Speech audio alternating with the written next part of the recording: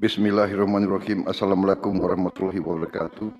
Selamat sore, salam sejahtera bagi kita sekalian. Shalom, salve, Om Swastiastu, Namo Buddhaya, salam kebajikan. Yang saya hormati Wakil Presiden Republik Indonesia, Saudara Gibran Rakabuming Raka, para Menteri, Kepala Badan, Kapolri, Panglima TNI, Kepala BIN, para Wakil Menteri, dan seluruh anggota Kabinet Merah Putih yang hadir. Yang tidak saya sebut namanya satu persatu tanpa mengurangi rasa hormat saya. Ketua Komite Eksekutif Percepatan Pembangunan Otsus Papua, Saudara Felix Fernando Wanggai, beserta para anggota komite, Saudara John Wempi Wetipo, Saudara Ignatius Yogo Triyono, Saudara Paulus Waterpau, Saudari Ripka Haluk, Saudara Ali Hamdan Bogra,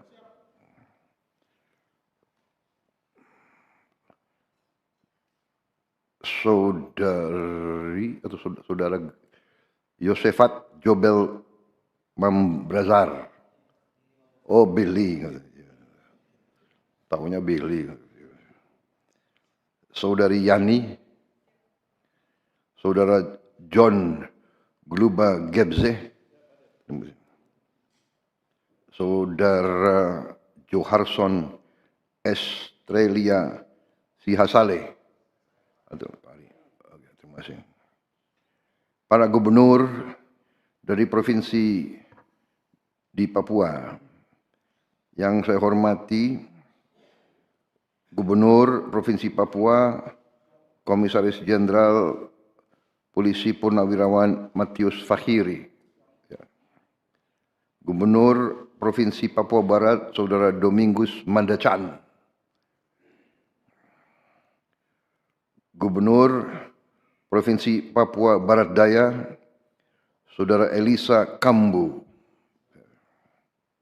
Gubernur Provinsi Papua Tengah, Saudara Meki Fritz Nawipa, Gubernur Provinsi Papua Pegunungan, Saudara John Tabo, Gubernur Provinsi Papua Selatan, Saudara Apollo Savanpo. Yang saya hormati, para bupati dan para wali kota dari seluruh provinsi di Papua, yang tadi sudah saya jumpa langsung satu persatu.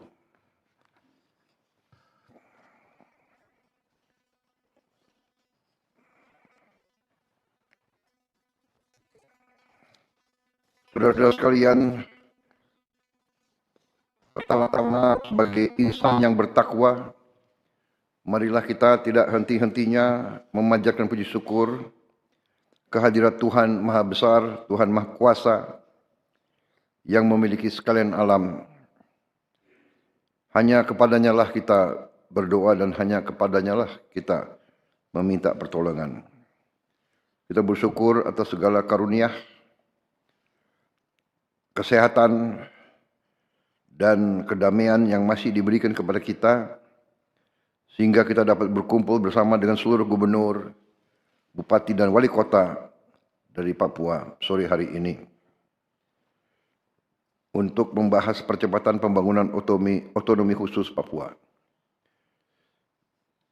Kita selalu ingat saudara-saudara kita yang mengalami musibah, bencana di Aceh, Sumatera Utara, dan Sumatera Barat, dan juga di tempat-tempat lain yang beberapa saat juga mengalami musibah. Kita berdoa mereka diberi kekuatan dan kita semua diberi petunjuk sehingga kita semua bahu-membahu secara gotong royong bisa bersatu untuk segera mempercepat pemulihan keadaan di daerah-daerah tersebut. Tapi yang terutama adalah juga proses pembangunan, proses transformasi bangsa tidak boleh terhenti, tidak boleh terpengaruh di tengah cobaan, di tengah rintangan, di tengah hambatan.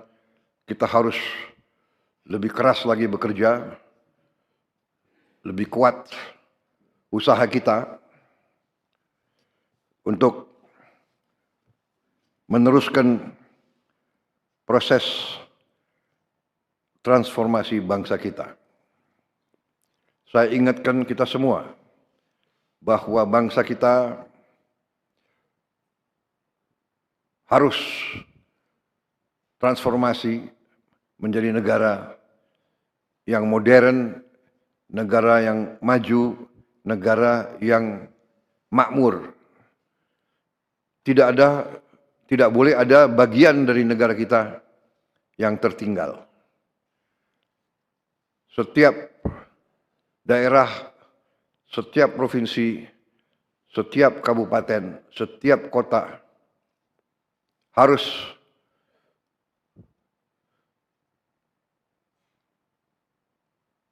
kita bangun dan kita berikan segala yang diperlukan untuk transformasi bangsa kita. Dalam keadaan negara yang modern yang kita cita-citakan dan yang mampu kita capai bersama, tentunya negara kita harus menghilangkan kemiskinan dan ketertinggalan bagi seluruh rakyat Indonesia. Kita tidak bisa menerima kenyataan bahwa masih ada rakyat kita yang hidup dalam keadaan kesulitan, kekurangan, apalagi kelaparan. Kita sebagai bangsa hari ini ekonomi kita diakui ke-8 terbesar di dunia. Diperkirakan dalam waktu 15-20 tahun lagi kita bisa mencapai negara ke-5 bahkan ke-4 terbesar di dunia ekonomi kita. Masalahnya adalah pemerataan. Masalahnya adalah pemerintahan kita, pengelolaan kita, manajemen kita sebagai bangsa, bahwa kita harus memanage, mengelola kekayaan kita dengan searif-arifnya, sepandai-pandainya, dan sejujur-jujurnya, sehingga sumber daya kita yang sangat besar bisa dinikmati oleh seluruh rakyat Indonesia. Saya mengajak semua pihak, semua unsur pimpinan, para gubernur, para wakil gubernur, para bupati, wakil bupati, wali kota, wakil wali kota, para menteri, para pejabat semuanya, komite percepatan, mari kita bersama-sama menjalankan tugas dan tanggung jawab yang besar ini, yang ada di pundak kita masing-masing. Saudara-saudara, kita semakin hari semakin tahu betapa potensi, betapa kenyataan kekayaan kita.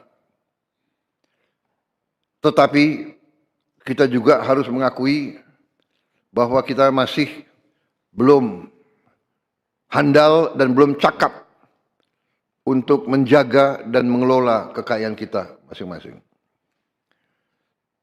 Untuk itu, pemerintah pusat sedang bekerja keras untuk membenahi diri kita di tingkat pusat. Kita harus mengakui, tidak bisa kita tutupi, tidak bisa kita sembunyikan, tidak baik untuk kita tidak hadapi. kekurangan-kekurangan kita. Saya selalu mengajak, bukan untuk menurunkan semangat kita, tapi untuk justru membangkitkan semangat kita. Korupsi, penyelewengan, penyalahgunaan kekuasaan,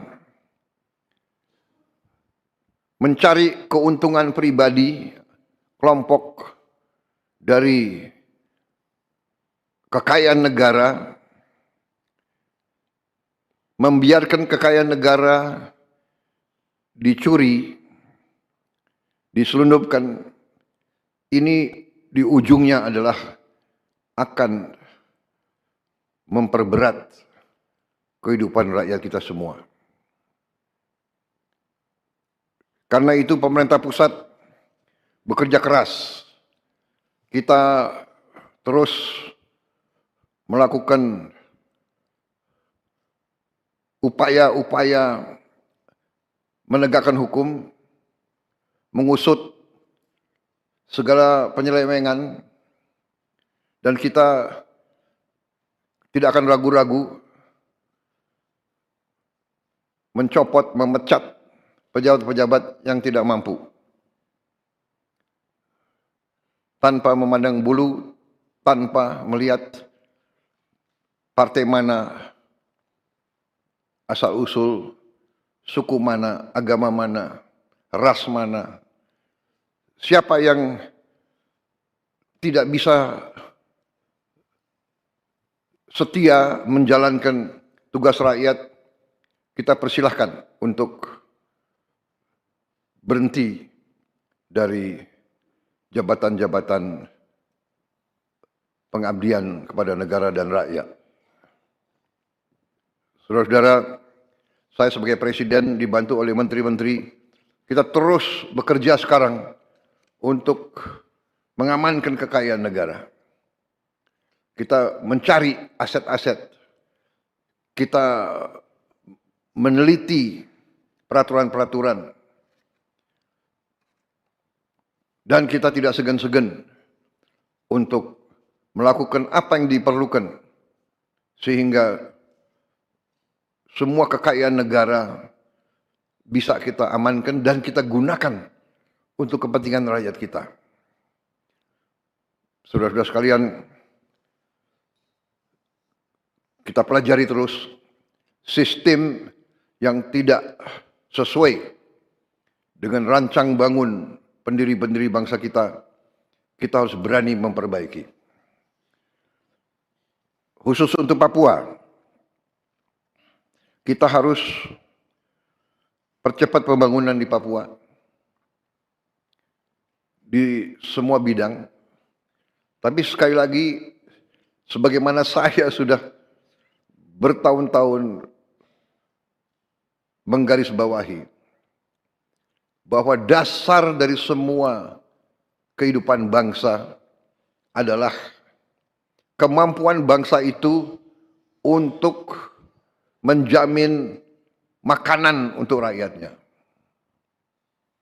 Karena itu masalah pangan itu sangat utama. Karena itu pangan menjadi dasar dari transformasi bangsa kita.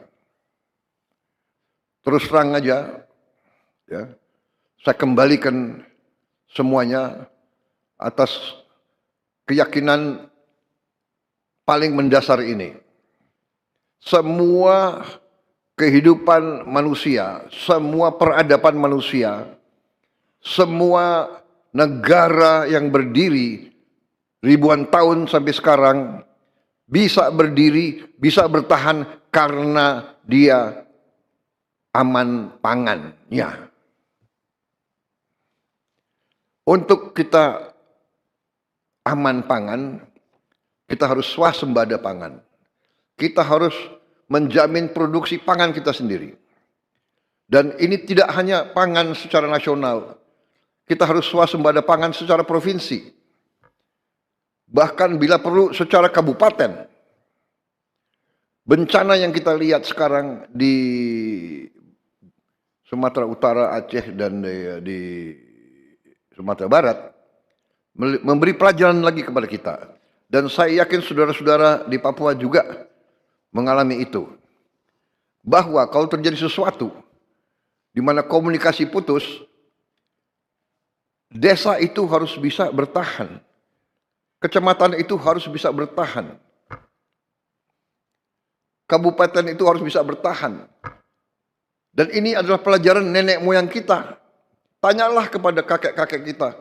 Ya, dulu ada lumbung desa. Kita harus ada lumbung desa sekarang. Harus ada lumbung kecamatan. Harus ada lumbung kabupaten. Harus ada lumbung provinsi. Dan harus ada lumbung-lumbung nasional. Kita akan lakukan itu. Kita akan membantu saudara-saudara supaya setiap kabupaten bisa swasembada pangan. Menteri Pertanian sudah melakukan langkah-langkah. Kita akan buka sumber-sumber pangan di semua kabupaten. Masalahnya adalah karena negara kita begitu besar, tidak bisa satu pulau tergantung pulau lain. Satu ongkos logistik itu terlalu besar.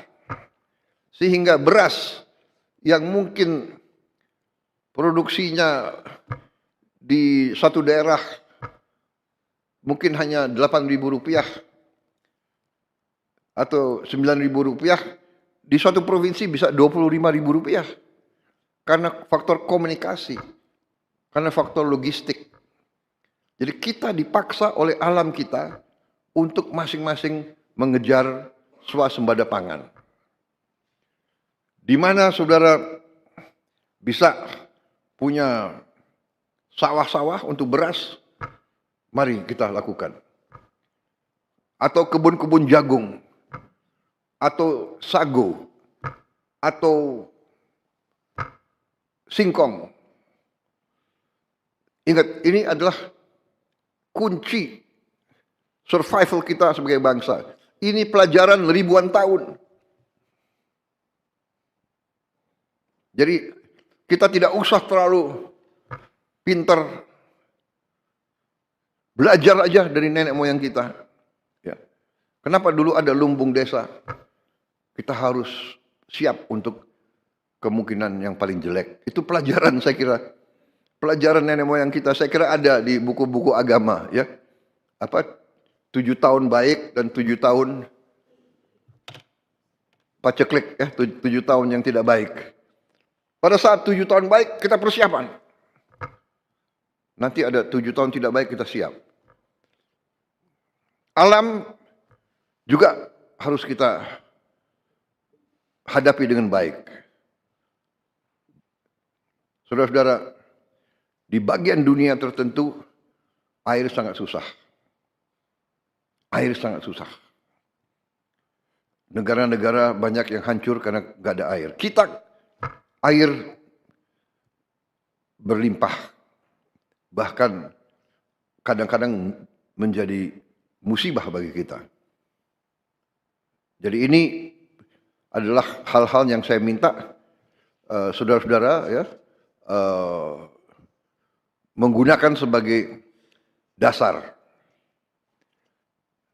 Basic azas yang paling penting adalah jamin makan. Kita bersyukur begitu di tengah badai, di tengah bencana, sumber makan kita, pangan kita cukup.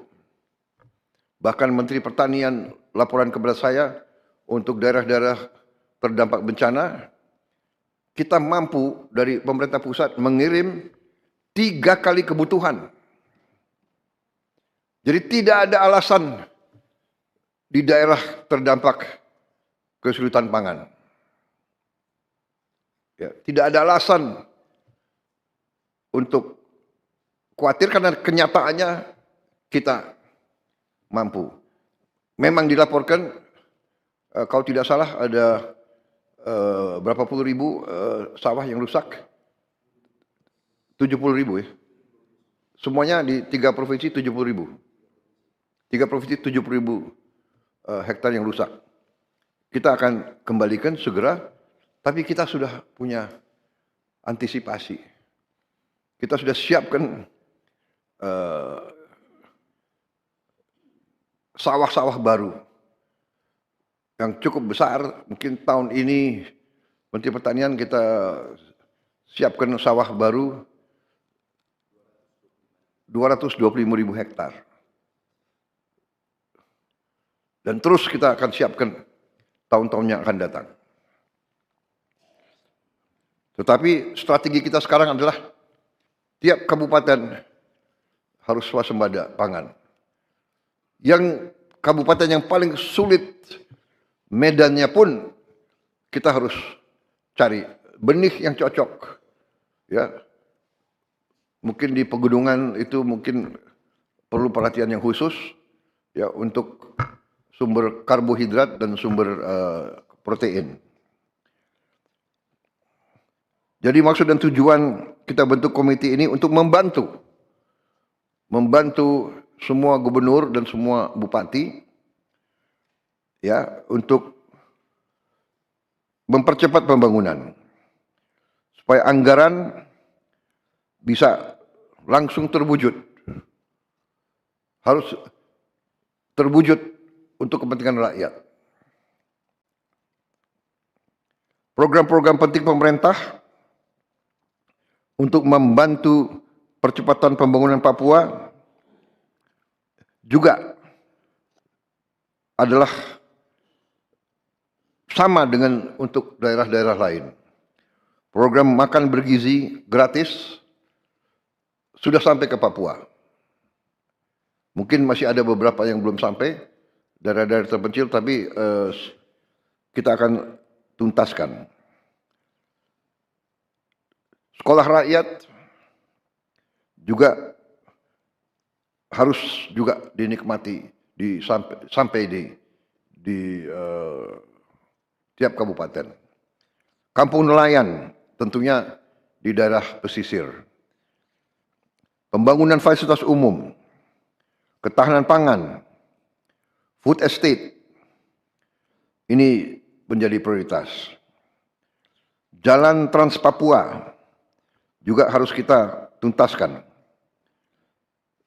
supaya akses ke semua bagian dari Papua lebih baik, membuka daerah-daerah yang terisolasi, juga agar harga logistik bisa kita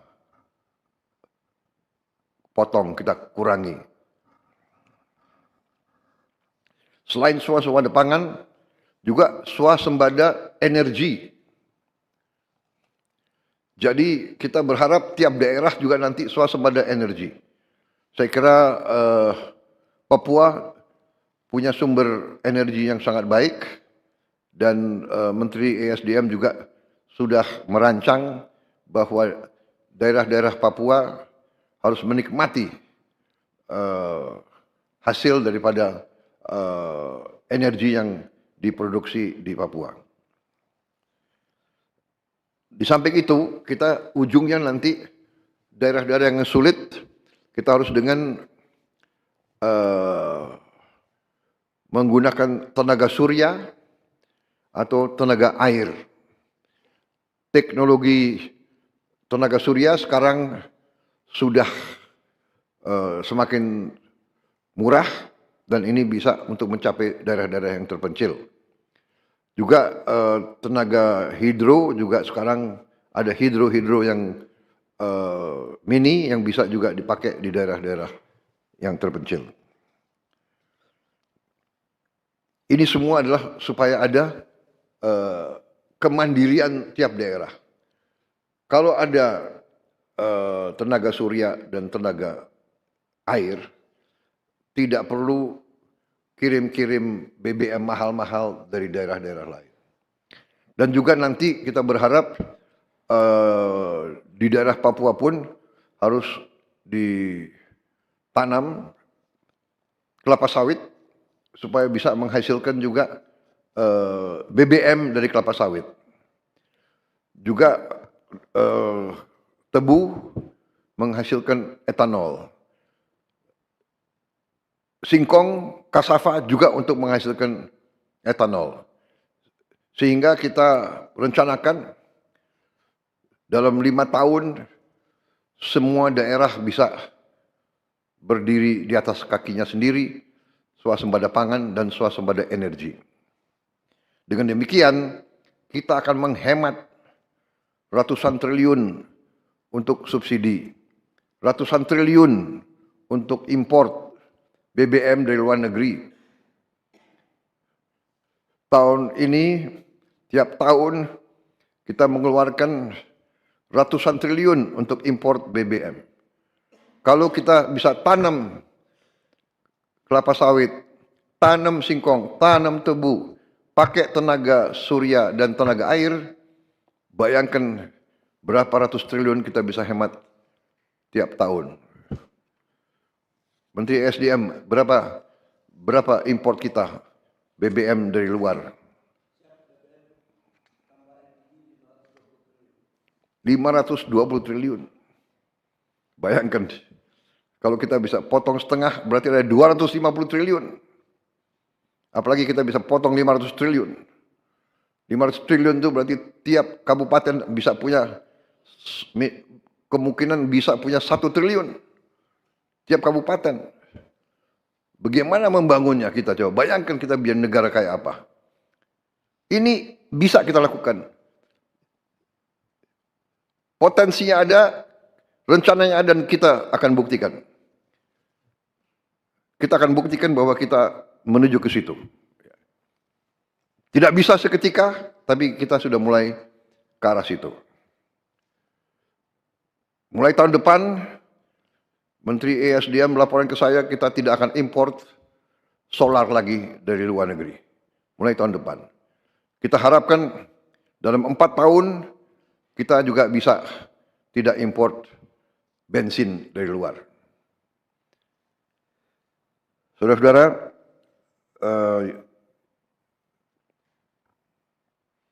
yang saya minta para bupati, para gubernur, koordinasi yang sangat dekat sama komite dan sama pihak pusat dari Bappenas, ya, dan menteri-menteri terkait, sehingga bagi kita jelas prioritas saudara apa. Silakan saudara-saudara merancang, para bupati sama gubernur, apa yang menjadi perhatian utama saudara-saudara, kesulitan utama saudara-saudara, prioritas saudara-saudara.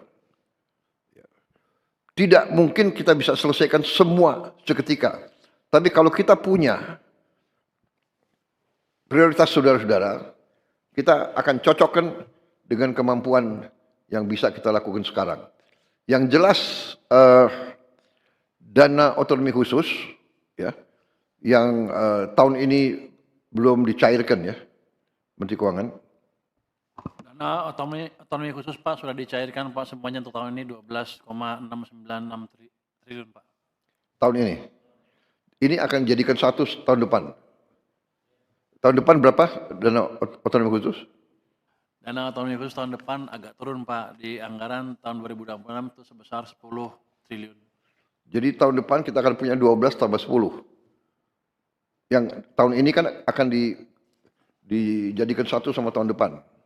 Sudah, catatan kami sudah dicairkan Pak yang tahun ini. 12 triliun lebih tadi. Sudah dicarikan? Sudah Pak. Tahun depan ke daerah-daerah? Sudah ke daerah-daerah semua Pak. Sudah, ya, berarti. Para gubernur sudah? Sudah? Oke, tahun depan kita coba kalau ada penghematan di bidang lain kita samakan kembali, ya. Ya. Tapi saya minta benar-benar para gubernur, bupati bertanggung jawab, ya.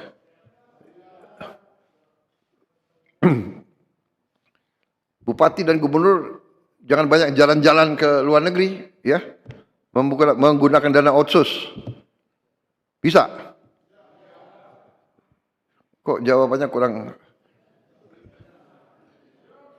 Bisa? Bisa, ya? Ini sekarang ini rakyatmu itu sudah pinter-pinter, semua punya gadget, ya. Nanti Mendagri, ya, awasi, ya. Jangan bupati terlalu lama ada di Jakarta. Saudara bertanggung jawab kepada rakyatmu. Ya. Komite membantu, para menteri siap. Program-program pusat pun akan kita turunkan ke saudara-saudara. Sebagai contoh, MBG mungkin untuk satu provinsi ujungnya juga sangat besar itu, ya. Karena MBG itu akan memberi makan ke semua anak. Dari mulai usia dini sampai kurang lebih umur 18 tahun. Oh, ya, lulusan SMA. Termasuk ibu-ibu hamil. Hari ini kepala BGN sudah berapa?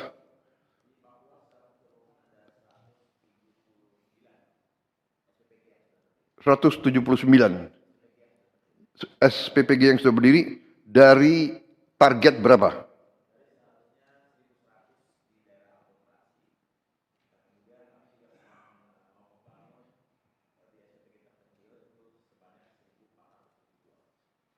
Jadi di Papua saja itu. Di Papua saja berarti totalnya nanti harus berapa? 100, kemudian daerah terpencil 1.400, kurang lebih menjadi sekitar 2.500 SPPG di seluruh Papua, Pak. Dengan total penerima manfaat 2.500. 2.500. Dengan total penerima manfaat kurang lebih 750.000 penerima manfaat, dengan dana yang akan turun ke sana kan 3 kali lipat dari yang di Jawa, Pak. Jadi kalau 750.000 itu kalau di Jawa kan 7,5 triliun. Jadi untuk di Papua ada kemungkinan akan mencapai sekitar 25 triliun, Pak. Uang Badan Gizi akan turun ke Papua tahun depan. Karena harga kemahalan, Pak, indeks kemahalan. Indeks kemahalan. Iya. Tapi berarti sekarang yang sudah ada baru 100. 179, Pak. Ada 65 di Papua, 42 di Papua Barat, kemudian 8 di Papua Selatan, 30 di Papua Tengah, 5 di Papua Pegunungan, dan 28 di Papua Barat Daya. Jadi mencapai 2.500 Anda perkirakan sampai? Insya Allah Pak, bulan Maret total semuanya sudah selesai, Pak. Untuk Papua? Untuk Papua, ya. 2.500? Iya, Pak. Bulan Maret? Maret, Pak, ya. Karena sekarang sudah ada investor yang bersedia membangun di Papua, yang mendaftar di Pemda itu ada 275 investor. Kemudian totalnya itu akan ada kurang lebih nanti yang membangun di sana di Papua itu kurang lebih sekitar 300-an investor, Pak, yang akan membangun di sana. Oke, Ya. Anda mengatakan Maret, tapi kita mengerti kondisi fisik tidak mudah, jadi bekerja dengan target itu, tapi kita siap kalau ada kemunduran. Saya kira yang jelas kita berharap Agustus, kita berharap 17 Agustus 2026 untuk Papua semua 2.500 SPPG sudah berfungsi.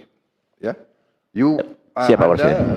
Kepala BGN punya rencana Maret sangat bagus, tapi kita berharap 17 Agustus semua SPPG untuk Papua harus sudah bekerja dan sudah berproduksi. Siap, Pak Presiden. Ya. Ya. Baik. Saya kira saudara-saudara, secara garis besar itu, ya, saudara-saudara sekalian, saya paham provinsi saudara medannya ada sebagian yang sangat sulit, tapi saudara-saudara juga daerah saudara sebetulnya sangat potensial dan sangat indah.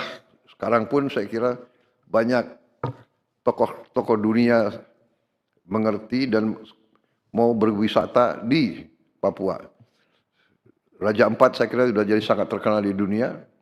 Mana Bupati Raja Ampat? Tapi kita harus jaga ya Raja Ampat dan semua kawasan jangan sampai dirusak oleh wisatawan datang dengan kapal mereka dan kadang-kadang juga meninggalkan sampah, kotoran dan sebagainya. Saya kira saudara-saudara, itu pengarahan saya kepada komite ini dan sekarang saya persilakan Mendagri dan Ketua Komite Percepatan menyampaikan paparannya atau bagaimana. Saya persilakan Mendagri.